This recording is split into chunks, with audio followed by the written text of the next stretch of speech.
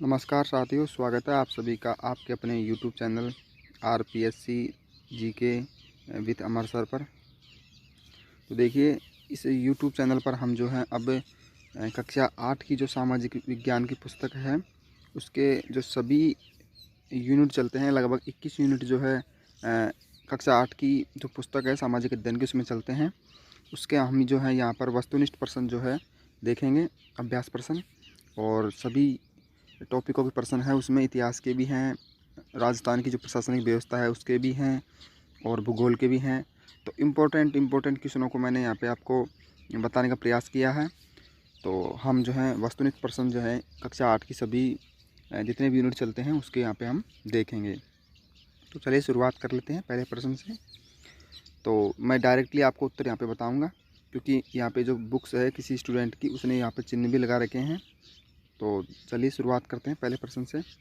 भारतीय राष्ट्रीय कांग्रेस की स्थापना कब हुई? भारतीय राष्ट्रीय कांग्रेस जो पार्टी है उसकी स्थापना कब हुई?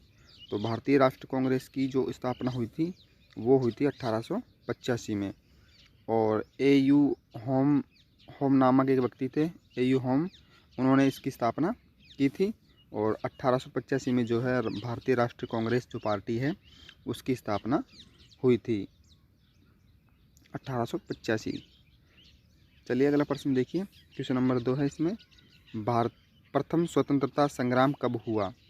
प्रथम स्वतंत्रता संग्राम कब हुआ? तो आप सभी को खूब पता है, काफ़ी बार हम जो है प्रश्न पढ़ चुके हैं। तो प्रथम स्वतंत्रता संग्राम जो है 1857 में हुआ था। 1857 की क्रांति जिसे हम बोलते भी हैं। तो प्रथम जो स्वतंत्रता संग्राम हुआ था वो 1857 में हुआ था, और इसे हम जो है 1857 की क्रांति भी बोलते हैं। राइट आंसर आपका होगा प्रथम स्वतंत्रता संग्राम कब हुआ? तो 1857 में। ऑप्शन नंबर ब इसमें राइट आंसर आपका हो जाएगा। अगला प्रश्न देखिए, नेक्स्ट प्रश्न है हमारा। भारत के प्रथम वायसराय थे, प्रथम वायसराय थे। तो भारत के जो प्रथम वायसराय थे वो थे लॉर्ड कैनिंग। लॉर्ड कैनिंग ये भारत के प्रथम वायसराय थे। तो प्रथम थे ये, और इनके बाद में जो और भी बने थे, लेकिन प्रथम जो है भारत के ये थे लॉर्ड कैनिंग। नेक्स्ट क्वेश्चन देखिए, अंग्रेजों द्वारा किसानों को लूटने का सीधा तरीका था। जो भारत में अंग्रेज आए थे उन्होंने जो किसानों को लूटा था उसका सीधा तरीका क्या था? तो मालगुजारी द्वारा जो है इनको सीधा लूटा गया था किसानों को। अगला प्रश्न देखिए, संपत्ति के निकास का सबसे पहला विरोध किसने किया? संपत्ति जो अंग्रेज जो संपत्ति लेकर जाते थे उसका जो सबसे पहले विरोध किसने किया था? तो सबसे पहले जो विरोध किया था वो किया था दादा भाई नौरोजी ने। दादा भाई नौरोजी नामक जो व्यक्ति थे इन्होंने सबसे पहले विरोध किया था, क्योंकि अंग्रेज जो हमारी संपत्ति लूट कर ले जाते थे उसका जो है सबसे पहले विरोध किया था दादा भाई नौरोजी ने। ऑप्शन नंबर स आपका राइट आंसर इसमें होगा। अगला प्रश्न देखिए, सत्यशोधक समाज की स्थापना किसने की? देखिए बहुत अच्छा प्रश्न है। सत्यशोधक समाज की स्थापना किसने की? सत्यशोधक समाज की स्थापना जो है ज्योतिबा फुले ने की थी।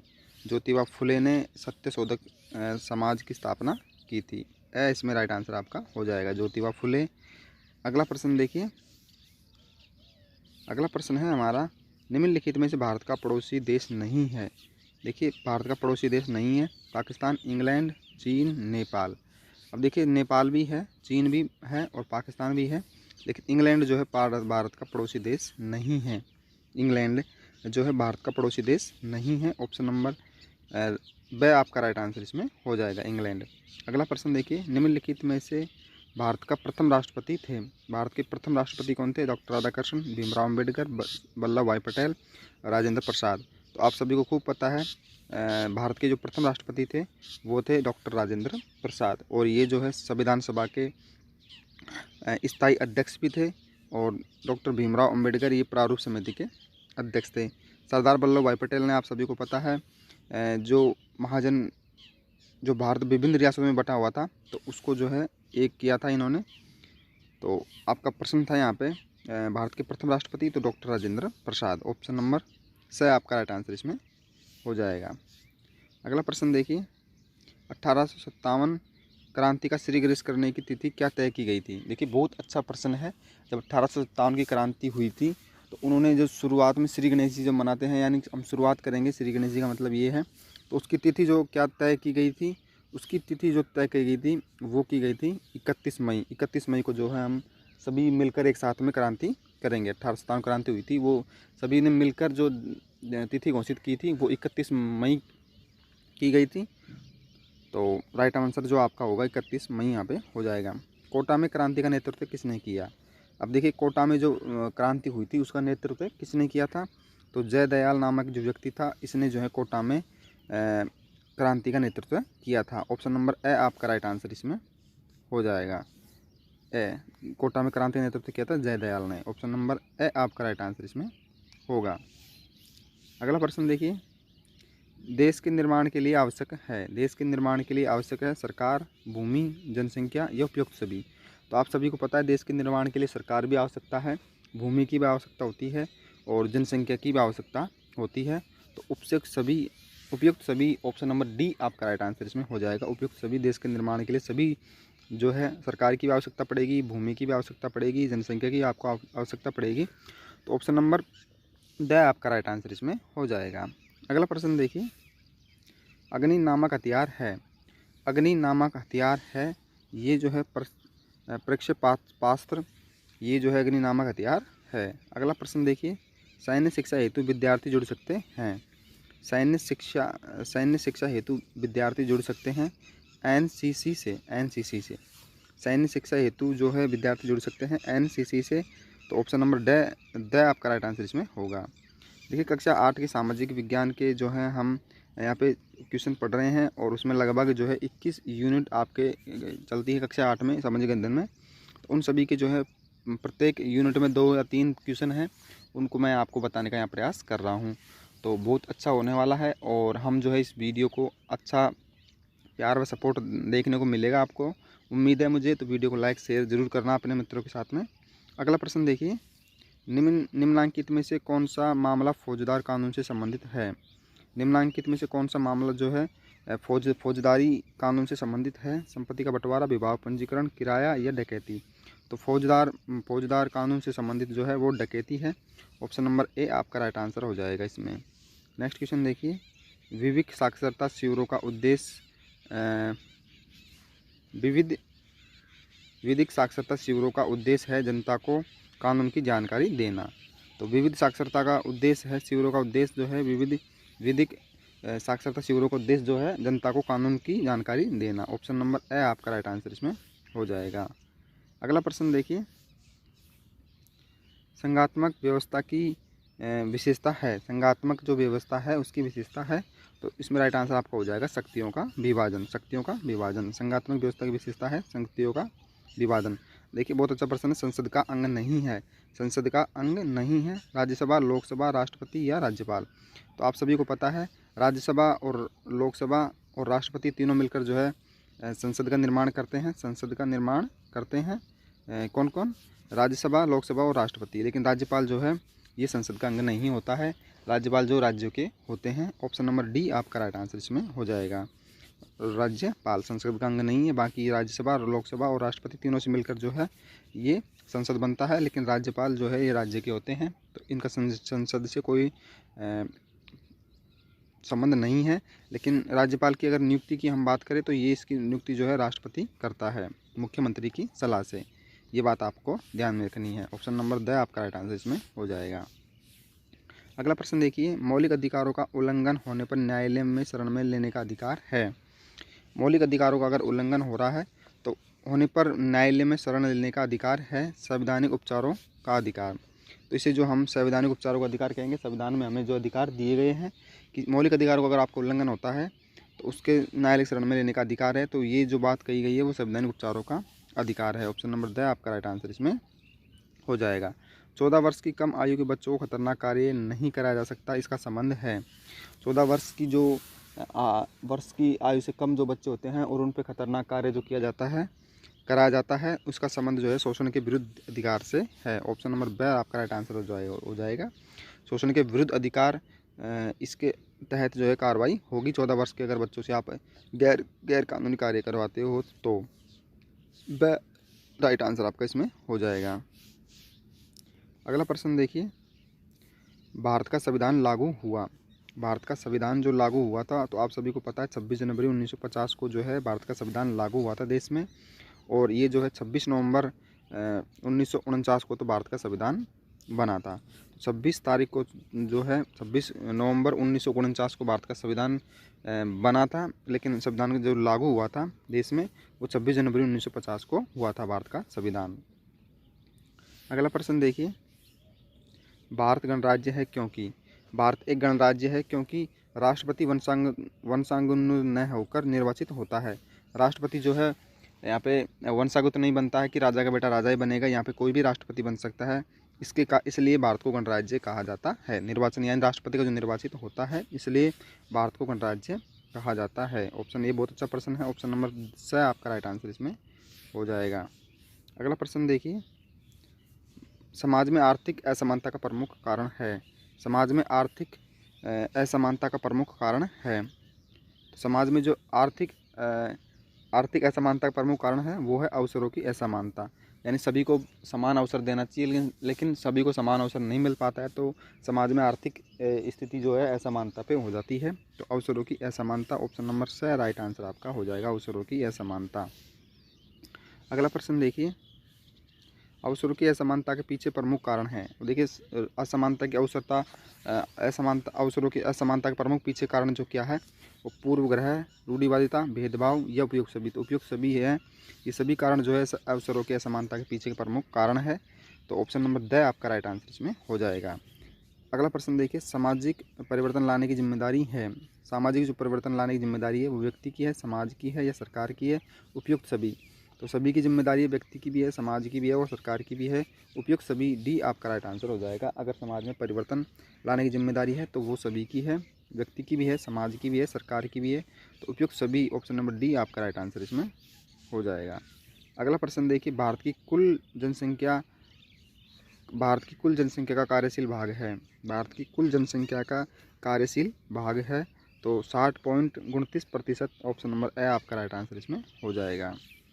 राजस्थान की पुरुष साक्षरता है। राजस्थान की पुरुष जो साक्षरता दर है वो है 79.02, 79.02। तो ऑप्शन नंबर ए आपका राइट आंसर इसमें हो जाएगा। राजस्थान की पुरुष साक्षरता की बात की है तो 79.02, 79.02 यहाँ पे राइट आंसर हो जाएगा। अगला प्रश्न देखिए, बहुत अच्छा प्रश्न है ये। राजस्थान में ब्रह्मा जी का मंदिर स्थित है। राजस्थान में ब्रह्मा जी का मंदिर स्थित है अजमेर, पाली, करौली या पुष्कर में। तो आप सभी को पता है राजस्थान में जो ब्रह्मा जी का मंदिर है वो पुष्कर अजमेर में स्थित है, पुष्कर में स्थित है। राइट आंसर जो है आपका पुष्कर यहाँ पे हो जाएगा। राजस्थान में ब्रह्मा जी का एकमात्र जो मंदिर है वो पुष्कर के अंदर स्थित है। नेक्स्ट क्वेश्चन देखिए, जयसमंद झील कौन से ज़िले में है। जयसमंद झील जो है उदयपुर ज़िले में है और इसका निर्माण जो है जयसमंद झील जो है ये उदयपुर ज़िले में है और इसका निर्माण जो है राज सिंह ने करवाया था। जयसमंद झील का निर्माण उदयपुर में है। तो ऑप्शन नंबर ए आपका राइट आंसर इसमें हो जाएगा। अगला प्रश्न देखिए, राजस्थान में सबसे प्राचीन जनजाति है। राजस्थान में सबसे प्राचीन जनजाति है। सबसे प्राचीन जनजाति है मीणा, ग्रासिया या सहारिया। तो सबसे प्राचीन जो जनजाति है वो भील जाति है। राजस्थान में सबसे प्राचीन जनजाति जो है भील है। राजस्थान के किस भौतिक विभाग में जनसंख्या घनत्व सबसे कम पाया जाता है। राजस्थान में किस भौतिक विभाग में जो है जनसंख्या घनत्व सबसे कम पाया जाता है। सबसे कम घनत्व जो पाया जाता है वो मरुस्थल प्रदेश में पाया जाता है, जैसलमेर, बाड़मेर की तरफ।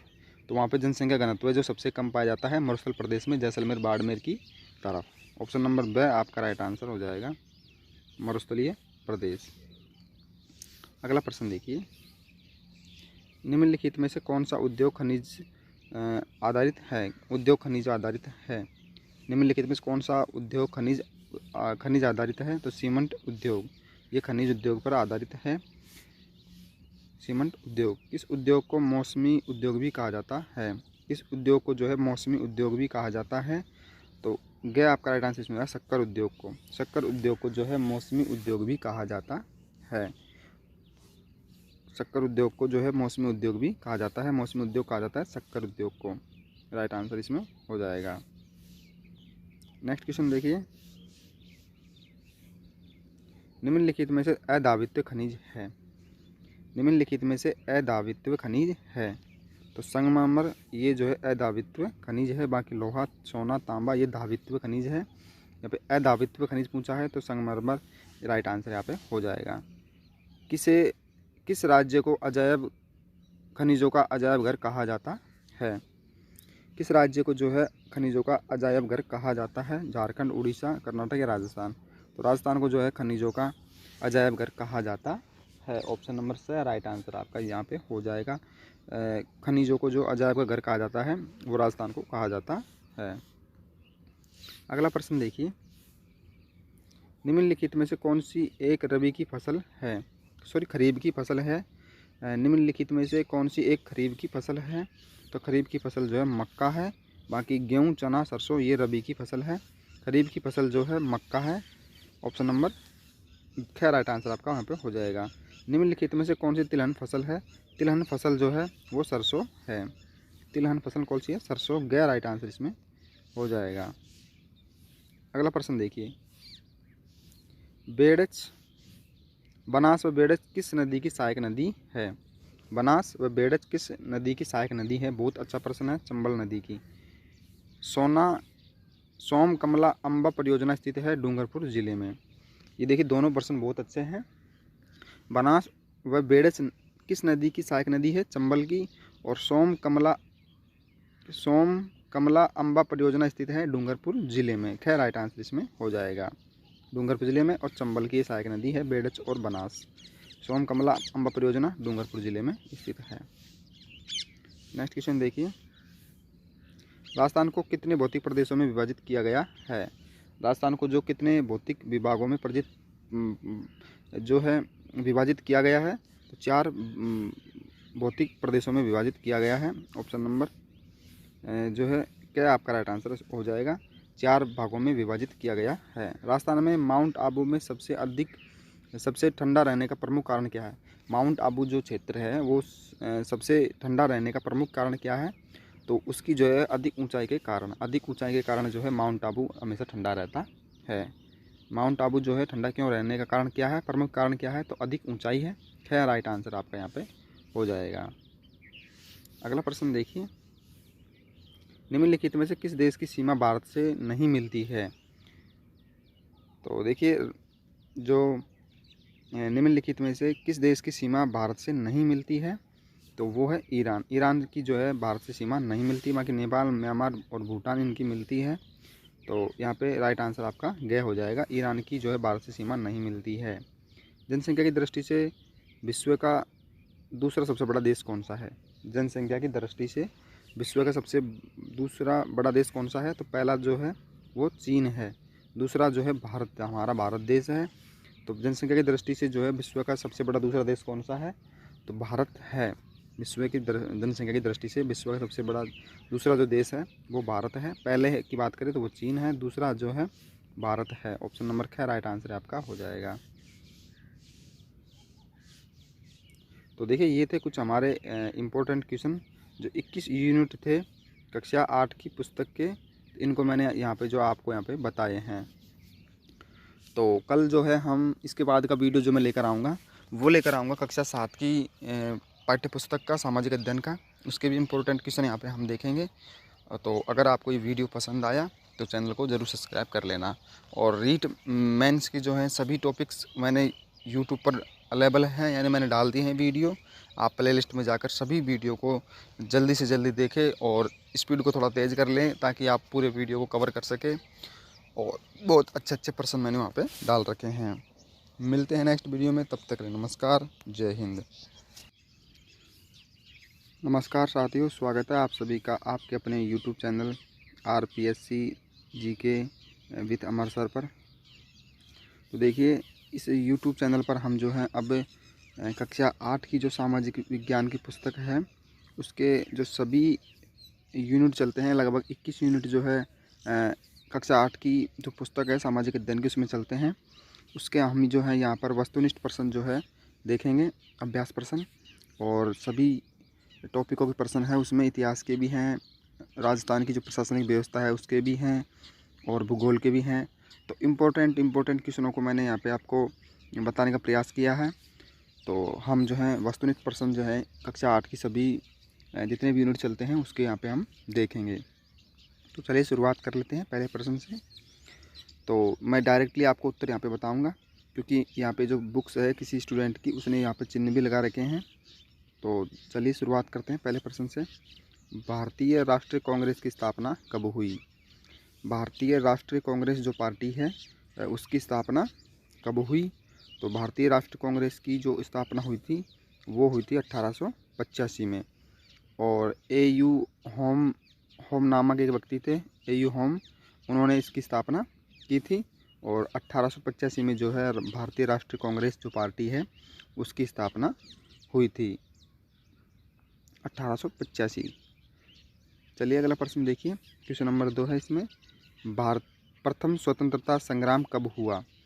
प्रथम स्वतंत्रता संग्राम कब हुआ? तो आप सभी को खूब पता है, काफ़ी बार हम जो है प्रश्न पढ़ चुके हैं। तो प्रथम स्वतंत्रता संग्राम जो है 1857 में हुआ था।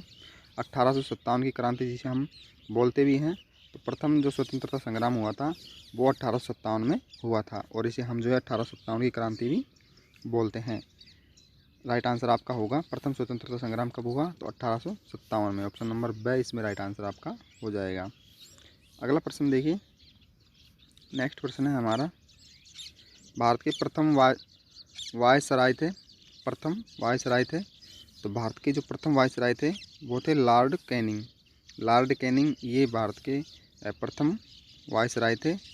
तो प्रथम थे ये, और इनके बाद में जो और भी बने थे, लेकिन प्रथम जो है भारत के ये थे लॉर्ड कैनिंग। नेक्स्ट क्वेश्चन देखिए, अंग्रेजों द्वारा किसानों को लूटने का सीधा तरीका था। जो भारत में अंग्रेज आए थे उन्होंने जो किसानों को लूटा था उसका सीधा तरीका क्या था? तो मालगुजारी द्वारा जो है इनको सीधा लूटा गया था किसानों को। अगला प्रश्न देखिए, संपत्ति के निकास का सबसे पहला विरोध किसने किया? संपत्ति जो अंग्रेज जो संपत्ति लेकर जाते थे उसका जो सबसे पहले विरोध किसने किया था? तो सबसे पहले जो विरोध किया था वो किया था दादाभाई नौरोजी ने। दादाभाई नौरोजी नामक जो व्यक्ति थे इन्होंने सबसे पहले विरोध किया था, क्योंकि अंग्रेज जो हमारी संपत्ति लूट कर ले जाते थे इसका जो है सबसे पहले विरोध किया था दादाभाई नौरोजी ने।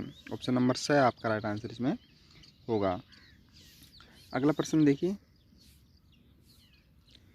सत्यशोधक समाज की स्थापना किसने की? देखिए बहुत अच्छा प्रश्न है।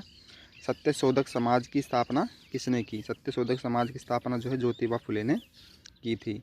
ज्योतिबा फुले ने सत्यशोधक समाज की स्थापना की थी। इसमें राइट आंसर आपका हो जाएगा ज्योतिबा फुले। अगला प्रश्न देखिए, अगला प्रश्न है हमारा, निम्नलिखित में से भारत का पड़ोसी देश नहीं है। देखिए भारत का पड़ोसी देश नहीं है पाकिस्तान, इंग्लैंड, चीन, नेपाल। अब देखिए नेपाल भी है, चीन भी है और पाकिस्तान भी है, लेकिन इंग्लैंड जो है भारत का पड़ोसी देश नहीं है। इंग्लैंड जो है भारत का पड़ोसी देश नहीं है। ऑप्शन नंबर ब आपका राइट आंसर इसमें हो जाएगा, इंग्लैंड। अगला प्रश्न देखिए, निम्नलिखित में से भारत का प्रथम राष्ट्रपति थे। भारत के प्रथम राष्ट्रपति कौन थे? डॉक्टर राधाकृष्ण, भीमराव अम्बेडकर, वल्लभ भाई पटेल, राजेंद्र प्रसाद। तो आप सभी को खूब पता है भारत के जो प्रथम राष्ट्रपति थे वो थे डॉक्टर राजेंद्र प्रसाद, और ये जो है संविधान सभा के स्थायी अध्यक्ष भी थे।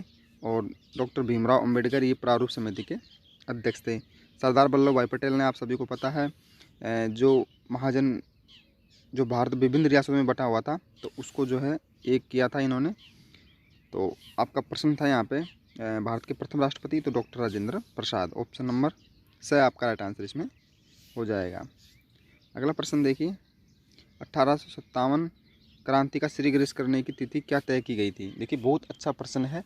जब 1857 की क्रांति हुई थी तो उन्होंने जो शुरुआत में श्री गणेश जी जब मनाते हैं, यानी हम शुरुआत करेंगे श्री गणेश जी का मतलब ये है, तो उसकी तिथि जो क्या तय की गई थी, उसकी तिथि जो तय की गई थी वो की गई थी 31 मई। 31 मई को जो है हम सभी मिलकर एक साथ में क्रांति करेंगे। 1857 क्रांति हुई थी, वो सभी ने मिलकर जो तिथि घोषित की थी वो 31 मई की गई थी। तो राइट आंसर जो आपका होगा 31 मई यहाँ पे हो जाएगा। कोटा में क्रांति का नेतृत्व किसने किया? अब देखिए कोटा में जो क्रांति हुई थी उसका नेतृत्व किसने किया था?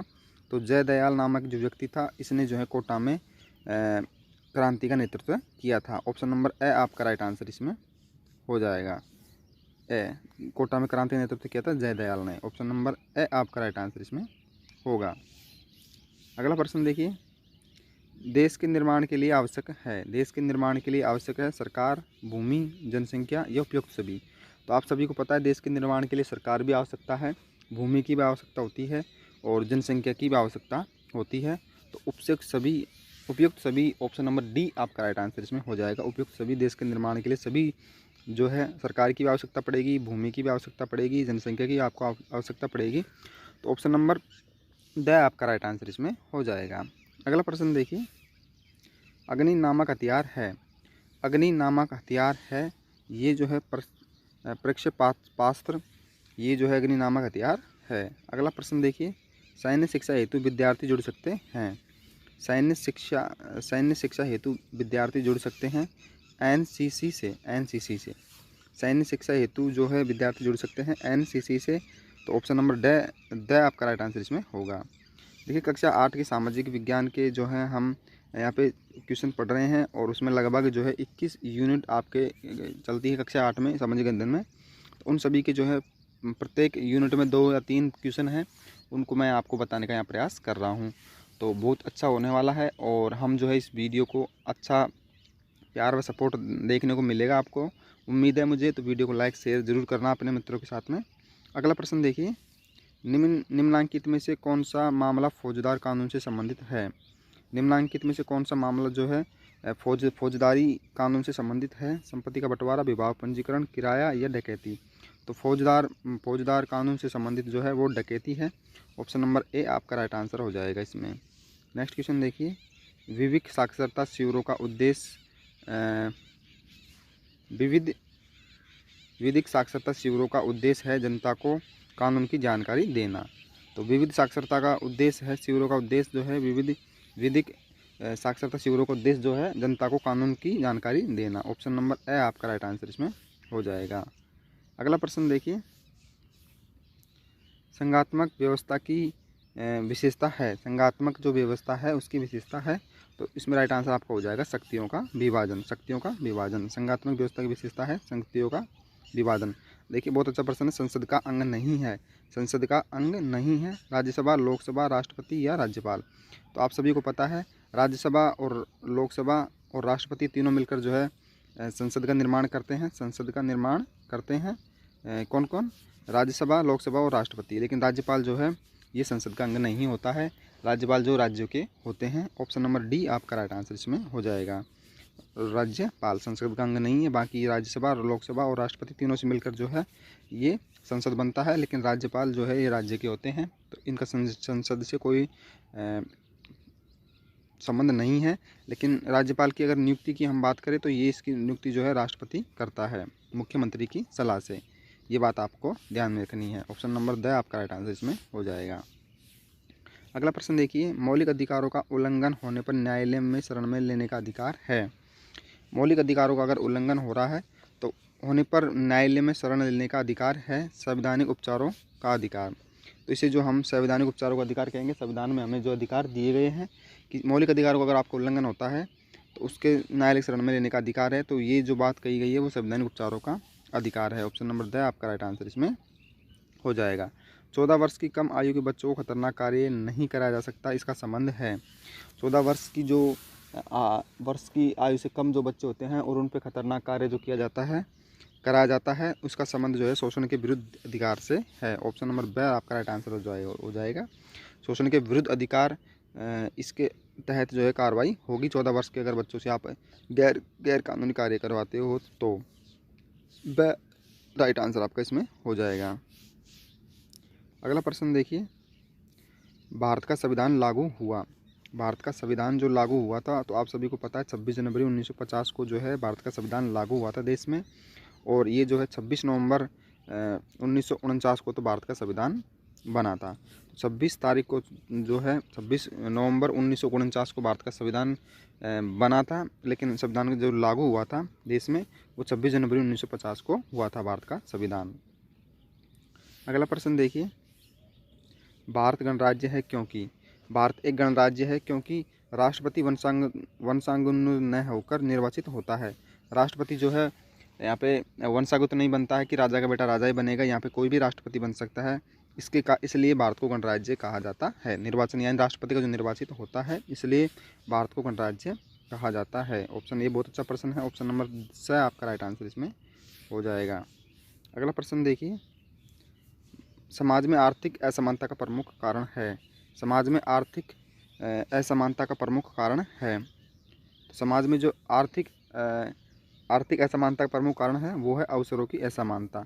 यानी सभी को समान अवसर देना चाहिए, लेकिन सभी को समान अवसर नहीं मिल पाता है, तो समाज में आर्थिक स्थिति जो है असमानता पे हो जाती है। तो अवसरों की असमानता, ऑप्शन नंबर स राइट आंसर आपका हो जाएगा, अवसरों की असमानता। अगला प्रश्न देखिए, अवसरों की असमानता के पीछे प्रमुख कारण है। देखिए असमानता की अवसरों की असमानता के प्रमुख पीछे कारण जो क्या है, वो पूर्वग्रह, रूढ़िवादिता, भेदभाव या उपयुक्त सभी। तो उपयुक्त सभी है, ये सभी कारण जो है अवसरों की असमानता के पीछे के प्रमुख कारण है। तो ऑप्शन नंबर द आपका राइट आंसर इसमें हो जाएगा। अगला प्रश्न देखिए, सामाजिक परिवर्तन लाने की जिम्मेदारी है। सामाजिक जो परिवर्तन लाने की जिम्मेदारी है वो व्यक्ति की है, समाज की है या सरकार की है।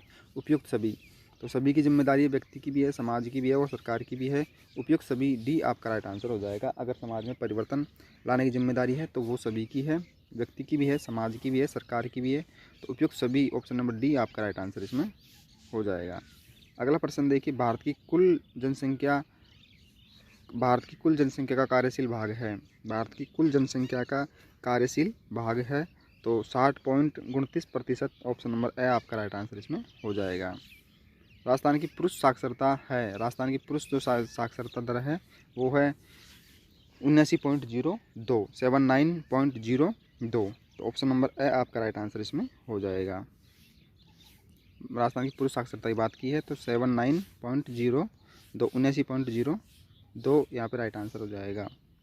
अगला प्रश्न देखिए, बहुत अच्छा प्रश्न है ये। राजस्थान में ब्रह्मा जी का मंदिर स्थित है। राजस्थान में ब्रह्मा जी का मंदिर स्थित है अजमेर, पाली, करौली, पुष्कर में।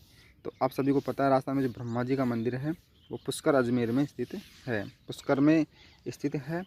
राइट आंसर जो है आपका पुष्कर यहाँ पे हो जाएगा। राजस्थान में ब्रह्मा जी का एकमात्र जो मंदिर है वो पुष्कर के अंदर स्थित है। नेक्स्ट क्वेश्चन देखिए, जयसमंद झील कौन से ज़िले में है।